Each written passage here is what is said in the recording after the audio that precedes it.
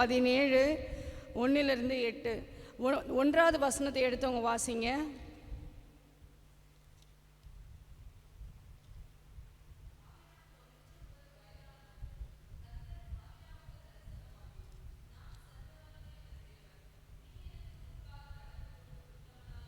ஹல்லேலூயா. Abraham 99 வயதான போது கர்த்தர் ஆபிரகாமுக்கு தரிசனமாகி, நான் சர்வ வல்லமையுள்ள தேவன், நீ எனக்கு முன்பாக நடந்து கொண்டு உத்தமனாயிரு. ஆண்டவருடைய சமூகத்தில் நாம் வந்திருக்கிறோம். இந்த நாளுடைய செய்தியினுடைய தலைப்பு எத்தனை பேருக்கு தெரியும்? லைவ்ல போட்டிருக்காங்க. ஹல்லேலூயா, சர்வ வல்லவர். ஹல்லேலூயா. கண்களை மூடி நாம் ஆண்டுடைய சமூகத்திலே நாம் நோக்கி பார்ப்போம். ஸ்தோத்திரம் ஆண்டவரே, துதிக்கிறோம் துதிக்கிறோம் துதிக்கிறோம் அப்பா. தகப்பனே, இந்த வேளையில் கூட ஆண்டவரே, என்ன நோக்கத்துக்காக எங்களை நீங்கள் தெரிந்து கொண்டீரோ, இங்கே அழைத்து வந்தீரோ நாங்கள் அறியோம் அப்பா. ஆண்டவரே, இந்த நாளில் நம்ம வசனத்தினாலே எங்களோடு நீங்கள் பேசுங்க ஆண்டவரே. அப்பா, நாங்கள் அந்த மன்னாவை உட்கொண்டு ஆண்டவரே திருப்தியோடு இந்த இடத்தை விட்டு செல்ல ஆண்டவரே கிருபை செய்யுங்கப்பா. வசனத்துக்கு விரோதமாய் செயல்படுகிற எல்லா தடைகளை இயேசுவின் நாமத்தில் நாங்கள் முறியடிக்கிறோம் ஆண்டவரே.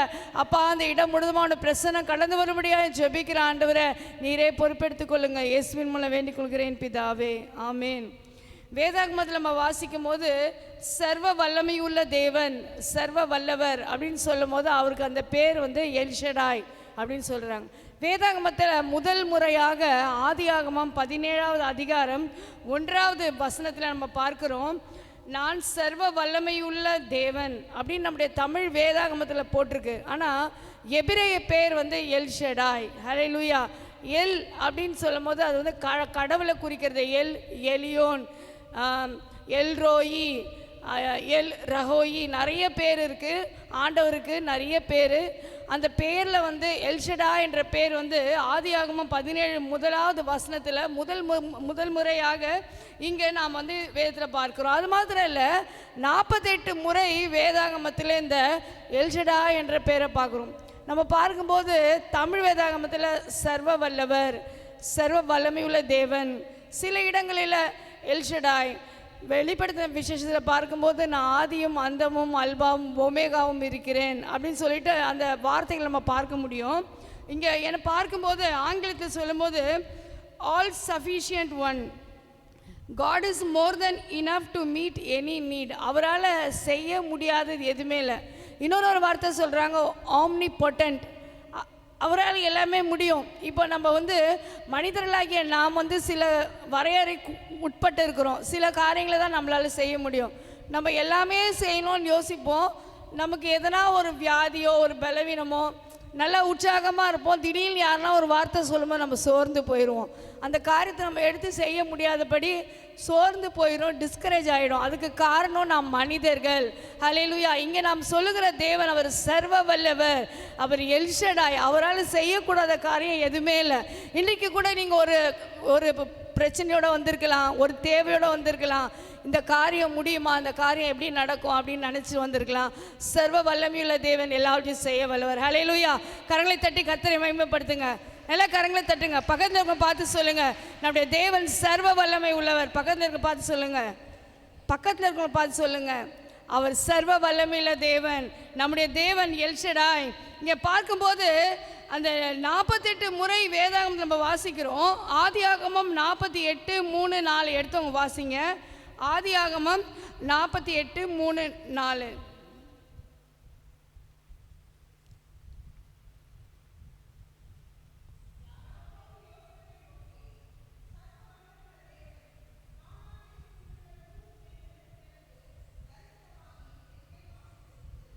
ஹல்லேலூயா. இங்கே யாக்கோபு தன்னுடைய பிள்ளைகளிடத்தில் அவர் சொல்கிறாரு, தன்னுடைய வம்ச வரலாறை சொல்கிறாரு. அவர் எப்படி இருந்தார்? சர்வ வல்லமையுள்ள தேவன் என்னை ஒன்றுமே இல்லாத இருந்த போது என்னை அழைத்து லூஸ் என்கிற இடத்துலேருந்து என்னை கொண்டு போயிட்டு என்னுடைய மாமன் வீட்டில் போயிட்டு அங்கேருந்து நான் வரும்போது இரு பரிவாரங்களோடு அநேக ஆசீர்வாதங்களோடு திரும்பி வரும்படியாக செய்தார். அவர் நம்முடைய முற்பிதாக்களின் தேவன். ஆபிரகாம், ஈசாக்கு, யாக்கோபு அவர்கள் எல்லாரும் இந்த சர்வ வல்லமையுள்ள தேவன் அவரை பின்பற்றி தான் அவங்க வாழ்ந்து வந்தாங்க. அந்த காலத்தில் நியாயப்பிரமாணம் இல்லை, வேதாகமம் இல்லை. இப்போ நம்ம ஃபோனில் அநேக வேத வசனங்களை பார்க்குறோம், நிறைய செய்திகளை கேட்குறோம். அப்படிப்பட்ட வசதி இல்லாத அந்த நாட்களில், வேதாகமம் இல்லாத நாட்களில் அவர்கள் நம்பின ஒரே காரியம் சர்வ வல்லமையுள்ள தேவன். ஹல்லேலூயா. கர்த்தரை தான் நம்பினாங்க. ஆபிரகாம், யாக்கோபு, ஈசாக்கு எல்லாரும் ஆண்டவரை தான் நம்பினாங்க. அவர் எல்லாவற்றையும் செய்து முடிப்பவர். Make the impossible possible. அவர் செய்ய முடியாத காரியம் இப்போ ஒரு மனுஷனால் செய்யவே முடியாது, ஆனால் ஆண்டவரால் அது முடியும். ஹல்லேலூயா. அதுதான் அந்த பெயருக்குரிய அர்த்தம், சர்வ வல்லமை உள்ளவர். ஆதியாகமம், யோபு, ரூத் ஆகிய புத்தகங்களில் இந்த சர்வ வல்லவரை பற்றி அதிகமாக இருக்குது. நீங்கள் பார்க்கும்போது நீங்கள் நேரம் இருந்துச்சுன்னா யோபு புத்தகத்தை நீங்கள் வீட்டில் போய் வாசிக்கலாம். இந்த மாதம் முழுவதுமாக நீங்கள் வாசிக்கலாம். அது சர்வ வல்லவர் எப்படிப்பட்டவர். சர்வ வல்லவர் என்ற பெயர் அதிகமாக அந்த யோபு புத்தகத்தில் மாத்திரம்தான் இருக்குது. ஆதியாகமத்தில் இருக்குது, ஏசாயாவில் இருக்குது. அது மாத்திரமல்ல, வெளிப்படுத்தின விசேஷத்தில் இருக்குது. ரூத்தில் 2 வசனத்தில் இருக்குது. இந்த நாளில் கூட நம்ம பார்க்கக்கூடிய காரியம், கர்த்தர் எல்லாவற்றையும் அவர் ஆளுகை செய்கிறார். Is having control of everything. எல்லாவற்றையும் இப்போ நம்ம ஒரு குறிப்பிட்ட வரையறைக்குள்ளே தான் நம்மளால் யோசிக்க முடியும். நம்மளுடைய அறிவு குறைவுள்ளது. வேதம் கூட சொல்லுது, புதிய ஏற்பாடுலாம் நீங்கள் தீர்க்க தரிசனம் சொல்கிறது குறைவுள்ளது, உங்கள் ஞான குறை. இவர் எல்லா ஞானத்துக்கும் மேற்பட்டவர், அனந்த ஞானம் உள்ளவர், அவர் சர்வ வல்லவர், அவர் எல்ஷடாய் நாமம் உள்ளவர். ஹல்லேலூயா, ஹல்லேலூயா. இங்கே ஆண்டவர் வாக்கு தத்தங்களை கொடுக்கிறார். இந்த எல்ஷடா என்கிற தேவன் பழைய ஏற்பாடு காலத்தில் நம்ம வாசிக்கும் போது அநேக வாக்கு தத்தங்களை கொடுக்கிறவராக இருக்கிறார். அவர் வாழ்க்கையில் வெறுமையாக இருக்கிற நேரத்தில், ஒன்றும் இல்லாமல் இருக்கிற நேரத்தில், God almighty promising life in emptiness. நம்ம ஒன்றுமே இல்லைன்னு நினைப்போம். ஒன்றுமே இல்லை, இனிமேல் என் வாழ்க்கையில் ஒரு எதிர்காலமும் இல்லை, என் வாழ்க்கையில் ஒரு நம்பிக்கையில் நினைப்போம். ஆனால் வெறுமையாக இருக்கிறதான நிலைமையில் கர்த்தர் ஒரு புதிய துவக்கத்தை ஆரம்பிக்கிறார். ஹல்லேலூயா. என்னால் ஒன்றும் கூடாதென்று என்னை நான் தந்து விட்டேன், உம்மால் எல்லாம் கூடுமென்று உம்மை நான் நம்பியுள்ளேன். என்னால் ஒன்றும் கூடாதென்று என்னை நான் தந்து விட்டேன், உம்மால் எல்லாம் கூடுமென்று உம்மையே நம்பியுள்ளேன். எல் ஷடாய் சர்வ வல்லவரே, எல்லாம் செய்பவரே, இல்லாதவைகளை இருக்கின்றதாய் வரவழைப்பவரே. எல் ஷடாய் சர்வ வல்லவரே, எல்லாமே செய்பவரே, இல்லாதவைகளை இருக்கின்றதாய் வரவழைப்பவரே. ஆபிரகாமுக்கு செய்தவர் எனக்கும் செய்ய வல்லவர், ஆபிரகாமுக்கு செய்தவர் எனக்கும் செய்ய வல்லவர். எல் ஷடாய் சர்வ வல்லவரே, எல்லாம் செய்பவரே, இல்லாதவைகளை இருக்கின்றதாய் வரவழைப்பவரே. விசுவாசத்தோடு சொல்வோமா? ஆபிரகாமுக்கு செய்தவர் எனக்கும் செய்ய வல்லவர். சொல்வோமா? ஆபிரகாமுக்கு செய்தவர் எனக்கும் செய்ய வல்லவர். ஹல்லேலூயா. அவர் எல்ஷடாய் என்னும் தேவன். ஆதியாகமம் 15:1 வாசிக்கலாமா? முதலாவது ஆபிரகாமுக்கு ஆண்டவர் எப்படி சர்வ வல்லமை உள்ளவராக இருந்தார் என்று பார்த்து நாம் கடந்து செல்லலாம்.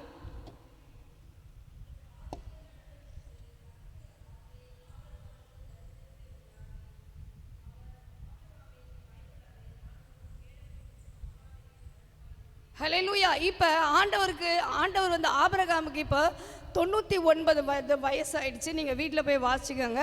2வது வசனத்தை வாசிங்க.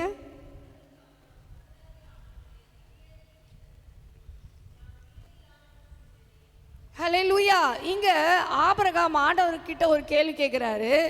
இப்போ அவருக்கு 99 வயசு. ஆண்டவர் 75 வயசுலேயே வாக்குத்தத்தம் கொடுத்துட்டார், உனக்கு நான் ஒரு பிள்ளையை கொடுப்பேன்னாரு. ஆனால் இப்போ அவர் 99 வயசு, கிட்டத்தட்ட 24 ஆண்டுகள் காத்திருந்து அப்போ ஆண்டவர்கிட்ட கேட்குறாரு. ஆண்டவர் சொல்கிறார், நான் உனக்கு வந்து பலமாக இருப்பேன், கேடகமாக இருக்கேன். அப்போ ஆண்டவர்கிட்ட கேட்பார், எனக்கு பிள்ளையே இல்லையே, நான் பிள்ளை இல்லாமல் இருக்கிறேனே ஏசப்பா, நான் பிள்ளை இல்லாமல் இருக்கேனே, எனக்கு நீங்கள் என்ன கொடுப்பீங்க? என் வீட்டில் வேலைக்காரன் இருக்கான் எலியேசர், அவன் தான் எனக்கு பிள்ளையா? ஆண்டவர் சொல்கிறார், உன்னுடைய கர்ப்ப பிறப்பாக இருப்பவனே என்னுடைய பிள்ளைன்னு சொல்கிறார். 5வது வசனம் வாசிங்க.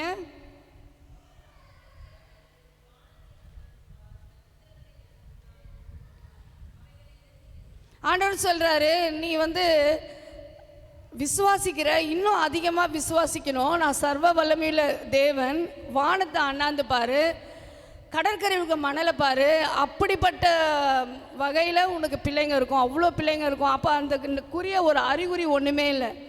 ஆபிரகாம் சொல்கிறார், எனக்கு வயதாகிட்டது, என்னோட மனைவியும் ஒரு கிழவியாக இருக்கா, எனக்கு பிள்ளை பெறுவதற்கான ஏதுக்கள் எதுவுமே இல்லை. 24 வருஷம் நான் காத்திருந்தேன். இன்றைக்கி கூட நம்ம அநேக காரியங்களுக்காக காத்திருக்கிறோம். காத்திருந்து நம்ம சோர்ந்து போகிறோம். ஹல்லேலூயா. என்ன, நான் ஜெபிக்கிறேன், எதுவுமே நடக்கலையே. ஆண்டவர் செய்வார். அந்த குறித்த காலகட்டத்தில் அவர் நிச்சயமாக நிறைவேற்றுவார். ஹல்லேலூயா. ஆண்டவர் செய்ய போகிற அந்த அதிசயத்துக்காக அவன் காத்திருந்தான். 25 ஆண்டுகள் அவன் ஆண்டோடைய சமூகத்தில் காத்திருந்தான். ஆண்டவர் சொல்கிறார், அப்பப்போ நான் வந்து சர்வ வல்லமையுள்ள தேவன். முதலாவது ஆண்டவர்கிட்ட நம்ம அநேக ஆசீர்வாதங்களை பெற்றுக்கொள்ளணும்னு விரும்புகிறோம், அநேக காரியங்களுக்காக காத்திருக்கிறோம். அவர் சர்வ வல்லமையுள்ள தேவன் தான், அவர் வல்லமையுள்ள தேவன், அவர் எல்ஷடாய், அவர் எல்லாவற்றையும் செய்ய வல்லவர். இருந்தாலும் நம்ம இடத்துல சில காரியங்களை அவர் எதிர்பார்க்கிறார். ஆபிரகாம் கிட்ட ஆண்டவர் சொல்கிறாரு, 17வது அதிகாரம் 10வது வசனம் வாசிங்க.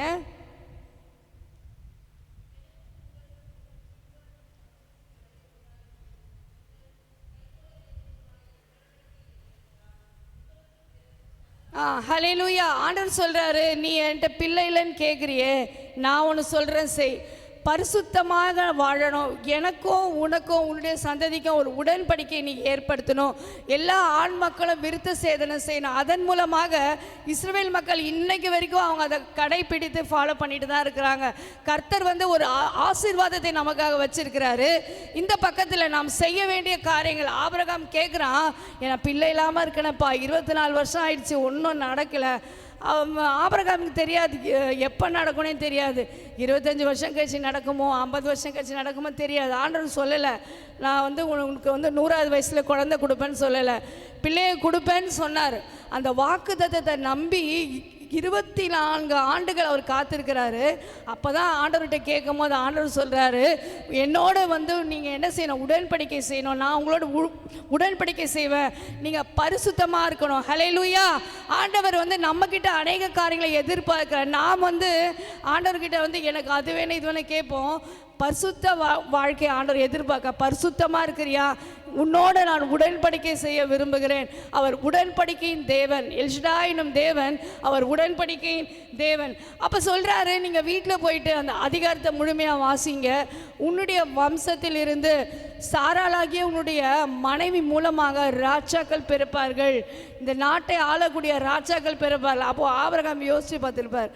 ஒரு அவிசுவாசம் இருந்தால் யோசிங்களேன், ஒரு பிள்ளைக்கே வாய்ப்பில்லை, ஒரு குழந்தைய இன்னும் பிறக்கலை, அதற்கான எந்த ஒரு ஏதுக்களும் இல்லை, வயதாகிடுச்சு, ஒன்றுத்துகள் ஆக்கி இல்லாமல் நம்ம இருக்கோம், சாக போகிற வயசு நாட்களை எண்ணிக்கொண்டு இருக்கிறோம். ஆனால் ஆண்டவர் சொல்கிறாரு, இந்த சாராள் மூலமாக நான் வந்து உனக்கு ராஜாக்கள் பிறக்க போகிறாங்க, இந்த நாட்டை ஆளக்கூடிய ராஜாக்கள் சாராளை நான் ஆசீர்வதிக்க போகிறேன், அவர் வந்து ஒரு ஆசீர்வதிக்கப்பட்ட ஒரு தாய் அப்படின்னு சொல்கிறார். அப்புறம் இவர் என்ன நினைக்கிறாரு, ஆண்டவர் வந்து பிள்ளை இல்லைன்னு கேட்கும்போது ஆண்டவர் சொல்லிடுறாரு, எலியேசர் உன்னுடைய பிள்ளையாக இருக்க முடியாது. எலியேசர் வந்து அவர் வந்து ஒரு வீட்டு வேலைக்காரன், ஒரு பொறுப்பான ஒரு வேலைக்காரன், பிள்ளை மாதிரி இருந்தார், ஆனால் ஒரு பிள்ளையாக முடியாது. அப்புறம் வந்து ஆண்டவர் நோக்கி ஒரு ஜெபம் பண்ணுறார், ஆண்டவரே என்னுடைய மகன் இஸ்மவேல் இருக்கான்ல, இஸ்மவேலை நீங்கள் ஆசீர்வதிங்க, அவனையும் பெருக பண்ணுங்க. ஆண்டவர் சொல்கிறார், நோ நெவர், அது அப்படியே இருக்கட்டும், அந்த விண்ணப்பம் அப்படியே இருக்கட்டும். சாராள் மூலமாக பிறக்க போகிற பிள்ளை தான் வாக்குத்தத்தம் பண்ணப்பட்ட பிள்ளை. ஹல்லேலூயா. எல்ஷடாய் என்னும் தேவன் அவர் சர்வ வல்லமை உள்ளவராக இருக்க, இல்லாதவைகளை இருக்கிறவைகள் போல அழைக்கிற நம்முடைய தேவன், அவர் ஆபிரகாமின் தேவன். ஹல்லேலூயா. கரங்களை தட்டி கர்த்தரை மகிமைப்படுத்துங்க. ஏதோ ஒன்று நினச்சிட்டு வந்திருப்பீங்க, ஏதோ ஒன்று என்ன செய்யறதுன்னு நினச்சிட்டு வந்திருப்பீங்க, இல்லாமல் இருக்கும். ஆண்டவர் வந்து இல்லாதவைகளை இருக்கிறவைகள் போல வர வைக்கிற தேவன். ஹல்லேலூயா.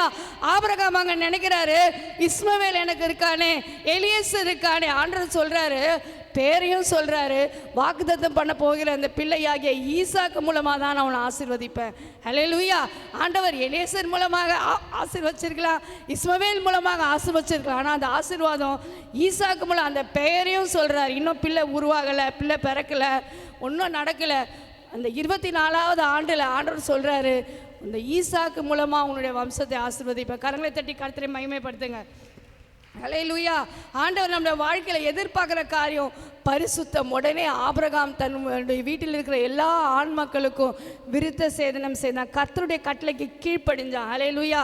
நேற்று கூட நம்ம செய்தி கேட்டோம், ஆண்டவருடைய கற்பனைகளுக்கு நம்ம கீழ்ப்படியணும், கர்த்தருடைய கற்பனைகள் பாரமானவைகளும் அல்ல. இங்கே ஆபிரகாம் அந்த வேதாகமம் ஒன்றுமே இல்லை, அவனுக்கு சொல்கிறதுக்கு யாருமே இல்லை, பாஸ்டர் இல்லை, யாருமே. ஆனால் அந்த கர்த்தர் சொன்ன அந்த வார்த்தையை கீழ்ப்படினான். ஹல்லேலூயா. தன்னை பரிசுத்தம் பண்ணி கொண்டான், தன்னுடைய குடும்பத்தை சுத்திகரித்தான். இஸ்மவேல் எல்லாரும் என்ன செஞ்சாங்க? விருத்த சேதனம் பண்ணாங்க. ரோமர் 4:17 வாசிங்க.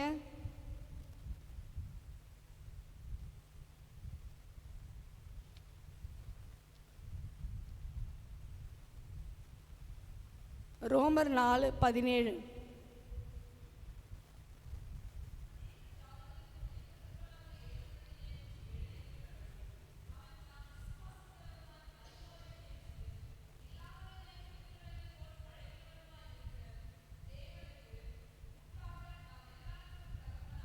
ஹல்லேலூயா.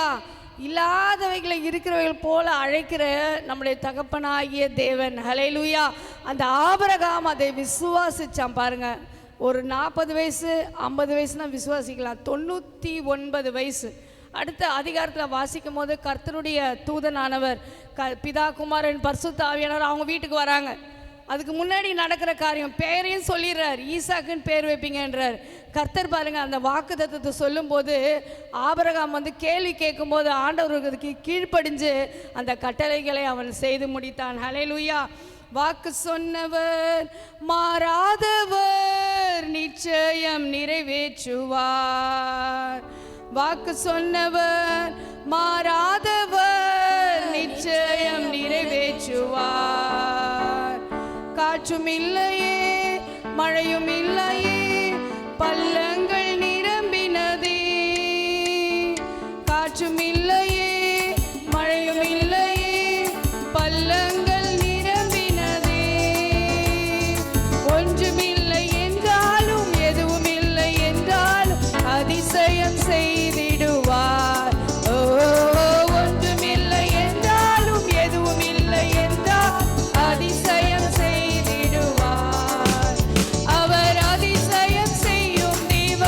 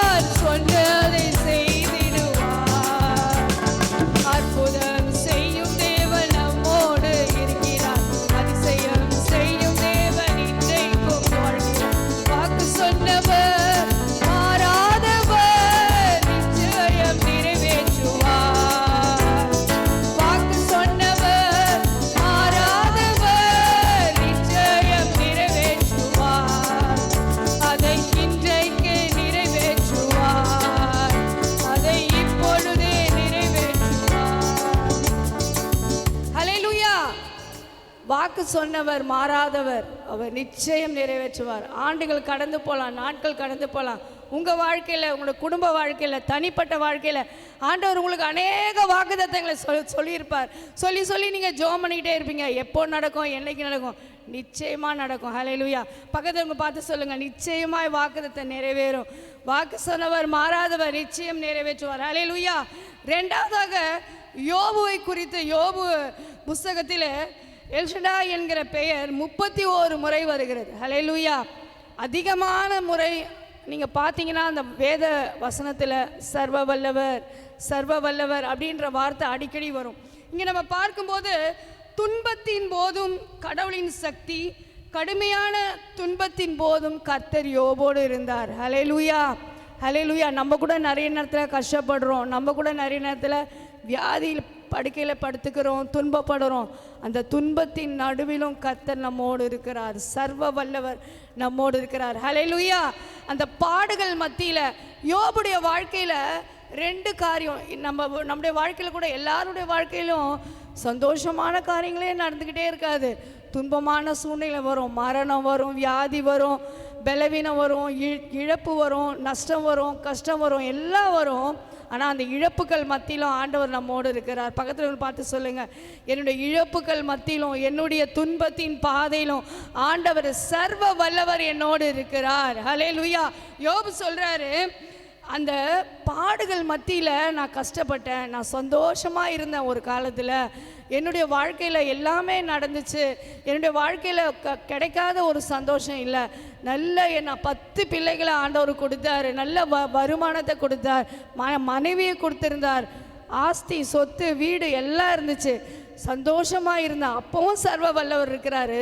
நான் துன்பத்தின் பாதையில் கடந்து போகும்போதும், கஷ்டத்தின் பாதையில் கடந்து போகும்போதும் அந்த எல்ஷடா எனும் தேவன் 31 முறை யோபு சொல்கிறாரு, சர்வ வல்லவர் என்னோடு இருக்கிறார். அந்த பாருங்க, கடவுள் அந்த சோதனைகளின் போது, அந்த வேதனைகளின் போது, அந்த கஷ்டத்தின் நடுவில் சர்வ வல்லவர் ஒரு அந்த கட்டுப்பாட்டுக்குள்ள யோபு மறிக்காதபடி சாத்தான் கேட்பான். உலகமெங்கும் சுற்றிட்டு பரலோகத்தில் போய் நிற்பான். ஆண்டுடைய சந்ததியில் யோபு ரொம்ப உத்தமனாக இருக்கான். யோபு நீங்கள் என்ன பண்ணுங்க, எல்லாத்தையும் எடுத்துக்கோங்க. அப்போ அவனை உங்களை விட்டுருவான், தூஷிப்பான், உம்மை பேசுவான், கேலி பண்ணுவான், கிண்டல் பண்ணுவான், உங்களை துன்மார்க்கமாக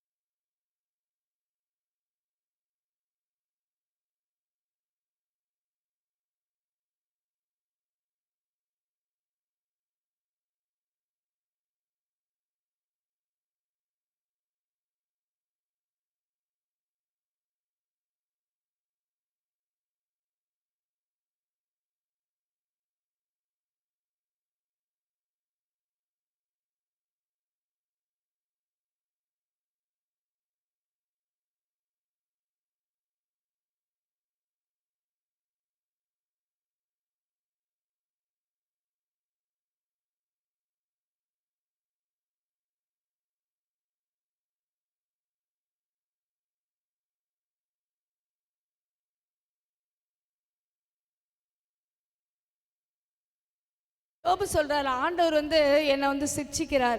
யோபு புஸ்தகத்தில் பார்க்கும்போது அவங்களுடைய நண்பர்கள்லாம், நீங்கள் டைம் இருந்துச்சுன்னா யோபு 1லேருந்து லாஸ்ட் வரைக்கும் இந்த மாதம் ஃபுல்லாக வாசிங்க. அடுத்த மாதம் வரும்போது நான் கேட்பேன், எத்தனை பேர் வாசிச்சிருக்கீங்கன்னு கேட்பேன். ஹல்லேலூயா, ஹல்லேலூயா.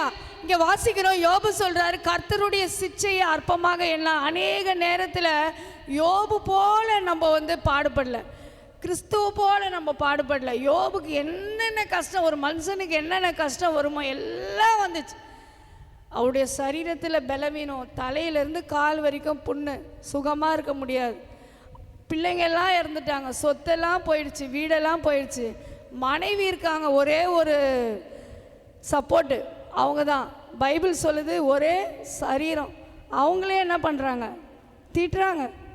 அவங்க தானே எதனா ஒரு கஞ்சி வச்சு கொடுக்கணும், அவருக்காக ஜெபம் பண்ணேன்னா அவங்க நல்லா இருக்காங்க, அவங்களுக்கு ஒன்றும் இல்லை, சுகமாக இருக்காங்க. ஆனால் எல்லாம் இழந்து போயிருக்கிறாங்க. அந்த யோபுடைய மனைவி, நம்மளும் ஒரு சகோதரிகளாக இருக்கிறோம், அவங்க அந்த கணவருக்கு ஒத்துழைத்து அவருக்காக ஜெபித்து ஆறுதலாக இல்லாமல் திட்டுறாங்க.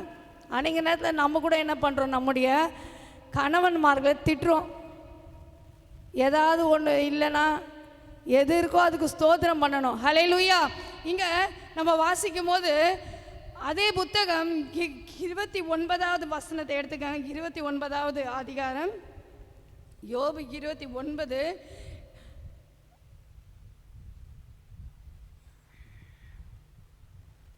நீங்கள் வீட்டில் போய் வாசிங்க, 4வது வசனத்தை வாசிங்க.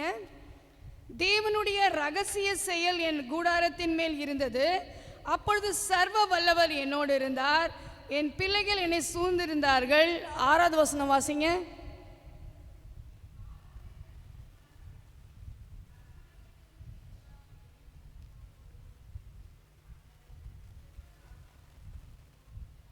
ஹல்லேலூயா. யோபு சொல்கிறாரு, நீங்கள் அந்த வசனத்தை ஒன்று வாசிக்கும் போது நமக்கு கண்ணீர் தான் வரும். அவர் சொல்கிறாரு, நான் எப்படி வாழ்ந்தேன் தெரியுமா, என்னுடைய பிள்ளைகளெல்லாம் என்னோடு இருந்தாங்க, அவர் தீபம் என் தலை மேலே பிரகாசித்தது, சர்வ வல்லவர் என்னுடைய குடும்பத்தை வேலியடித்து பாதுகாத்து கொண்டிருந்தார். அது மாத்திரம் இல்லை, என் பிள்ளைங்க என்னை சூழ்ந்து இருந்தாங்க. 10 பிள்ளைங்க இருந்தால் அந்த வீடு எப்படி இருக்கும் பாருங்கள்.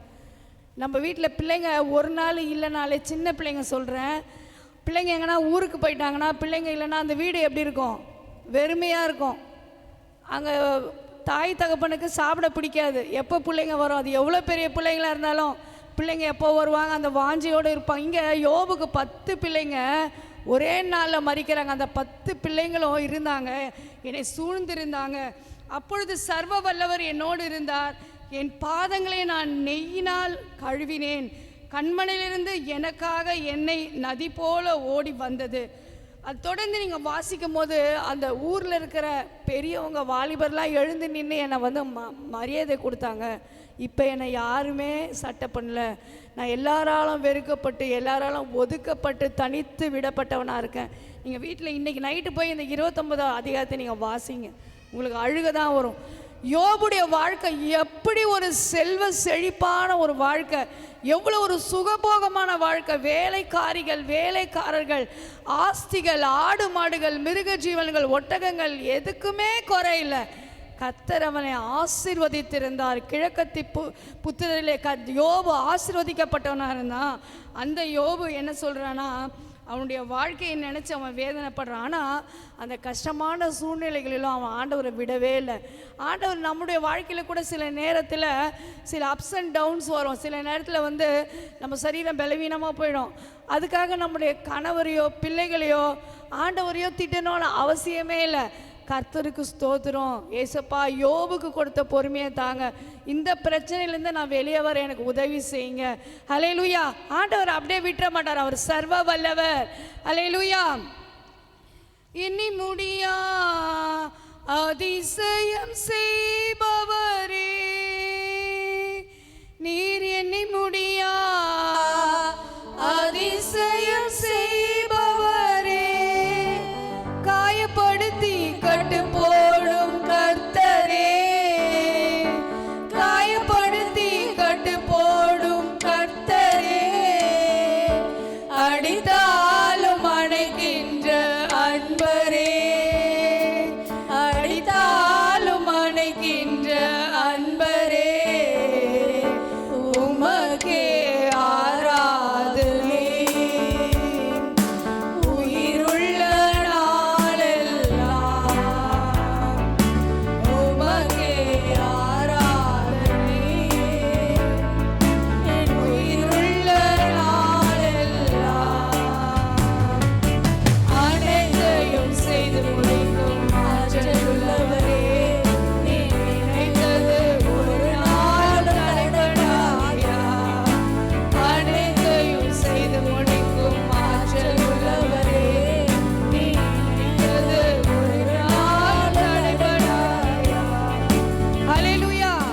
முதலாவது ஆபிரகாமை குறித்து பார்த்தோம், 2வது யோபை குறித்து, 3வது நகோமியை குறித்து நாம் இப்பொழுது பார்க்க போகிறோம். ரூத்து 1:20.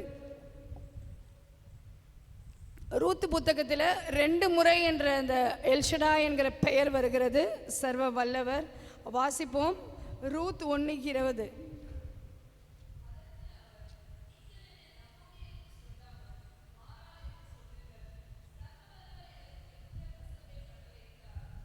ஹல்லேலூயா, ஹல்லேலூயா. அந்த அம்மா என்ன சொல்றாங்க பாருங்க. இந்த சம்பவம் நம்ம எல்லாருக்குமே தெரியும். சர்வ வல்லவர் எனக்கு ஸ்வீட் கொடுத்தாரா, கசப்பு கொடுத்துட்டார்.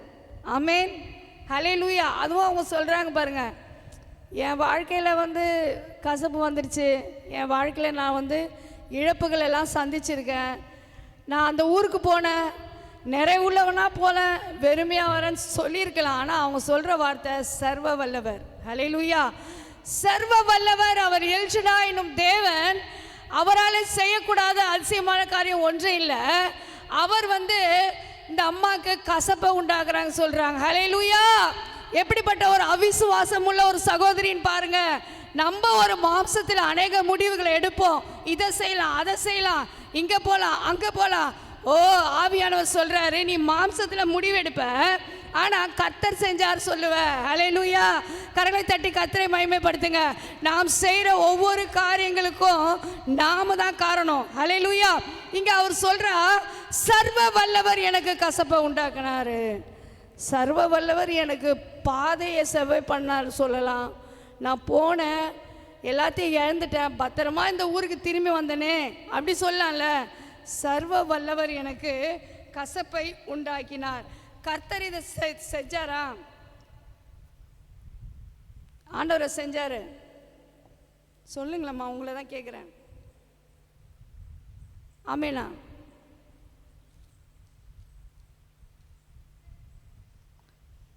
யார் செஞ்சது? நான் கேட்குறது புரியுதா?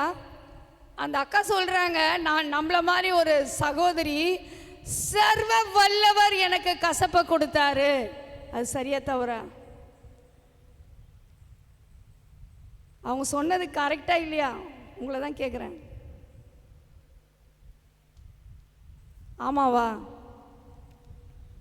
யோபையும் பாருங்க, இந்த அம்மாவையும் பாருங்க. 2 பேரை பார்க்கும்போது அவங்க எப்படி தன்னுடைய வாழ்க்கையில் நடந்த இழப்புகளை, எப்படி அந்த பிரச்சனைகளை அவங்க சரி செய்கிறாங்க பாருங்க, எப்படி அந்த பிரச்சனையை கொண்டு வராங்க பாருங்க. இங்கே அவங்க சொல்றாங்க, இன்னொரு முறை வாசிங்க.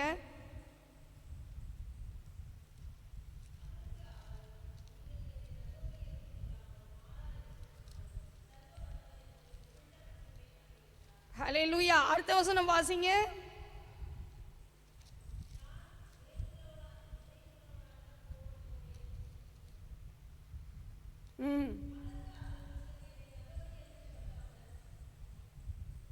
அதே தான் வாசிக்குமா.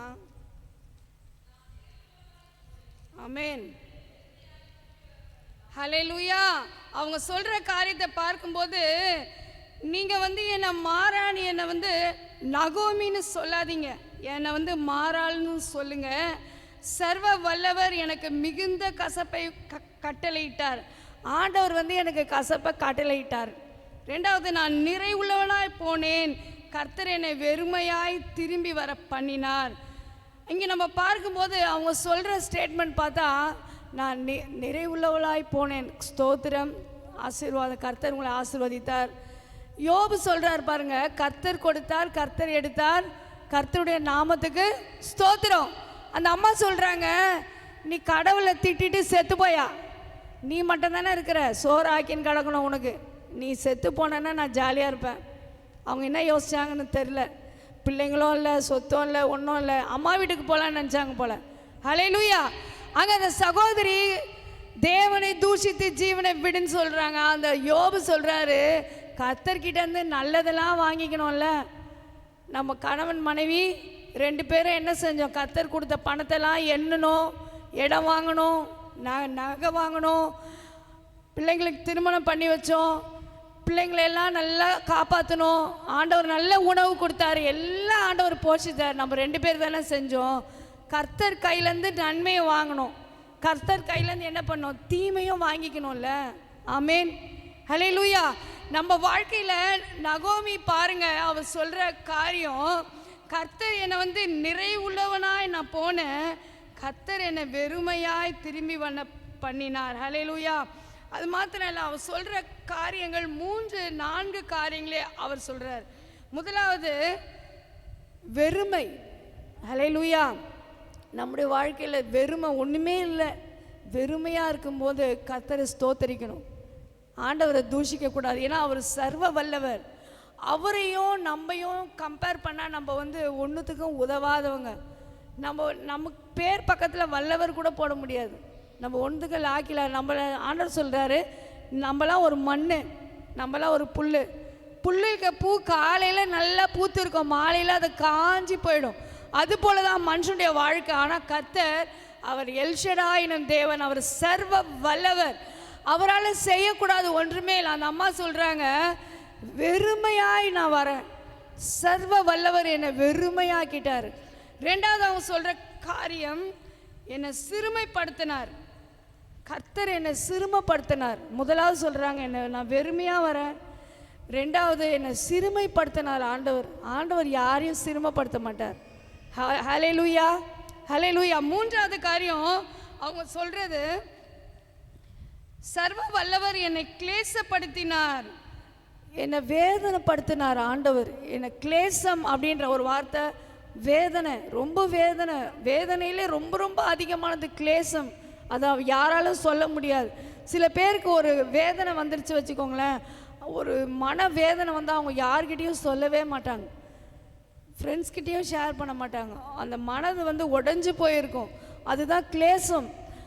சர்வ வல்லவர் எனக்கு கிளேசப்படுத்திட்டார். ஆண்டவர் என்னை கிளேசப்படுத்திட்டாரு. ஹல்லேலூயா. என்னை நகோமி என்பானேன். நம்முடைய வாழ்க்கையில் கூட அநேக நேரத்தில் நம்ம செய்கிற காரியங்கள், மாம்ச சிந்தை ஒன்று இருக்குது, இன்னொன்று வந்து ஆவியின் சிந்தை. மாம்ச சிந்தையில் எல்லாத்தையும் நம்ம பண்ணிவிட்டு ஒரு பிரச்சனையில் நம்ம மாட்டிக்கும் போது, ஆண்டவர் என்னை வெறுமையாக்கிட்டார், ஆண்டவர் என்னை சிறுமைப்படுத்திட்டார், ஆண்டவர் என்னை கிளேசப்படுத்தின்னு சொல்லவே கூடாதீங்க. வந்து அந்த ரூத் அம்மா என்ன சொல்கிறாங்க, அப்படிப்பட்ட ஒரு வார்த்தையை அவர் சொல்கிறாங்க. அவர் சந்தோஷமாக இருக்கும்போது நம்ம ஆண்டவர் நினைக்கிறதே இல்லை. அவங்க சந்தோஷமாக தான் இருந்தாங்க, குடும்பமாக போனாங்க. ஆண்டவர் வந்து அவங்கள வந்து வெறுமையாக கொண்டு வராருன்னு சொல்கிறாங்க. ஆனால் அவங்களுக்குள்ள அந்த வெறுமையான காரியம் ரூத் என்கிற ஒரு விசுவாசமுள்ள ஒரு சகோதரினால மாறுது. கரங்களை தட்டி கர்த்தரை மகிமைப்படுத்துங்க. ஹல்லேலூயா, ஹல்லேலூயா. ஒன்றுமே இல்லை, என் வாழ்க்கையில் ஒன்றுமே இல்லைன்னு அவங்க நினச்சின்னு இருக்காங்க. கர்த்தர் வந்து அவங்களுக்கு ஒரு வாரிசை கொடுக்குறாரு, ஒரு வாக்குத்தத்தத்தை கொடுக்குறாரு. ரூத் மூலமாக ஆண்டவர் வந்து போவாசை அவர்களுக்கு குடும்பத்தில் ஒரு தலைவராக ஏற்படுத்துகிறார். ஹல்லேலூயா. இந்த நாளில் கூட ஒன்றுமே இல்லைன்னு நினைக்கிறோமா, வெறுமையாக இருக்குன்னு நினைக்கிறோமா, எங்கள் வீட்டில் ஒன்றுமே இல்லை, ரொம்ப கஷ்டமாக இருக்குது, கர்த்தர் எங்களை ரொம்ப சிரமப்படுத்திட்டாரு, கர்த்தர் எங்களை ரொம்ப வேதனைப்படுத்திட்டாருன்னு சொல்லாதீங்க. கர்த்தரிடத்தில் ஒப்பு கொடுங்க. கர்த்தர் உங்களை ஒரு ரூத்தாக மாற்றுவார், நகோமியாக அல்ல. கர்த்தர் உங்களை ஒரு ரூத்தாக மாற்றுவார். கரங்களை தட்டி கர்த்தரை மகிமைப்படுத்துங்க. ஹல்லேலூயா, ஹல்லேலூயா. நம்ம வாசித்த வேத பகுதிக்கு நேராக வேதகம் திருப்பிக் கொள்ளலாம். ஆதியாகமம் 17:1.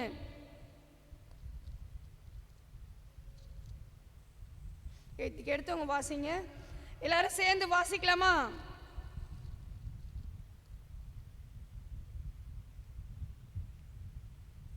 ஆதியாகமம் 17:1. ஆபிராம் 99 வயதான போது கர்த்தர் ஆபிரகாமுக்கு தரிசனமாகி, நான் சர்வ வல்லமை உள்ள தேவன், நீ எனக்கு முன்பாக நடந்து கொண்டு உத்தமனாயிரு.